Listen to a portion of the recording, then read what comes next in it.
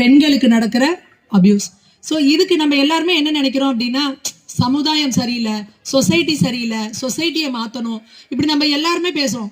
அப்போ சொசைட்டினா என்ன? நாம எல்லாம் சேர்ந்தது தானே சொசைட்டி. அப்போ நாம எங்கேயோ தப்பு பண்றோம், அதனால தானே இந்த மாதிரியான விஷயங்கள் நடக்குது.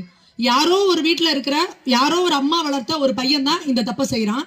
யாரோ ஒரு அப்பாவி தாய்க்கு இருக்கிற ஒரு பெண் குழந்தை தான் இதுக்கு வந்து பாதிப்படைகிறாங்க. அப்போ நாம எல்லாரும் இன்னைக்கு வீட்டில் இருக்கிற பேரண்ட்ஸ் எல்லாரும் நம்ம குழந்தைகள் கூட நேரம் கரெக்டாக ஸ்பெண்ட் பண்றோமா அப்படிங்கிறது இன்னைக்கு பெரிய கேள்வியா இருக்கு. இன்னைக்கு நம்ம எல்லாரும் பேரண்ட்ஸ் எல்லாரும் காலையில போனா நைட்டு வரோம், நம்ம குழந்தைகளோட டைம் ஸ்பெண்ட் பண்றதே இல்லை. குழந்தைங்க நம்ம கிட்ட பேசுறதை விட மொபைல் போன்ல தான் அதிகமா டைம் ஸ்பெண்ட் பண்றாங்க. அந்த மொபைல்ல என்ன பாக்குறாங்க, அவங்க என்ன கத்துக்கிறாங்க, என்ன தப்பான விஷயங்கள் அவங்களுக்கு போகுது அப்படிங்கிறத நம்ம மானிட்டர் பண்றதே கிடையாது.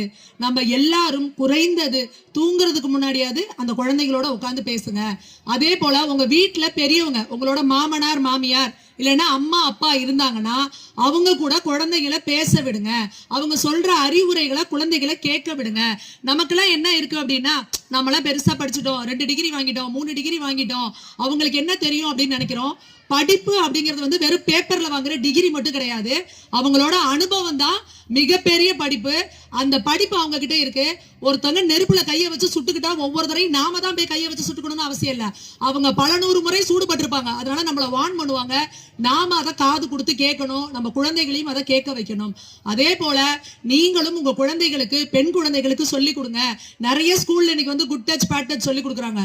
ஆனா இன்னைக்கு குழந்தைகளுக்கு நிறைய இடங்கள்ல பிரச்சனை எங்க நடக்குது அப்படின்னா, நம்ம வீட்டுக்கு பக்கத்துல இருக்கிற உறவினர்கள், நண்பர்கள், ஃப்ரெண்ட்ஸோட ஃப்ரெண்ட்ஸ் இவங்களாலதான். நம்ம குழந்தைகளை யாரோ தொடுறது பிடிக்கல, அந்த குழந்தை நெளியுதுன்னா அந்த சுத்தி இருக்கவங்ககிட்ட சொல்லுங்க, என் குழந்தை கம்ஃபர்டபுளா இல்லைன்னா நீங்க அதை தொடாதீங்கன்னு நீங்க சொல்லுங்க.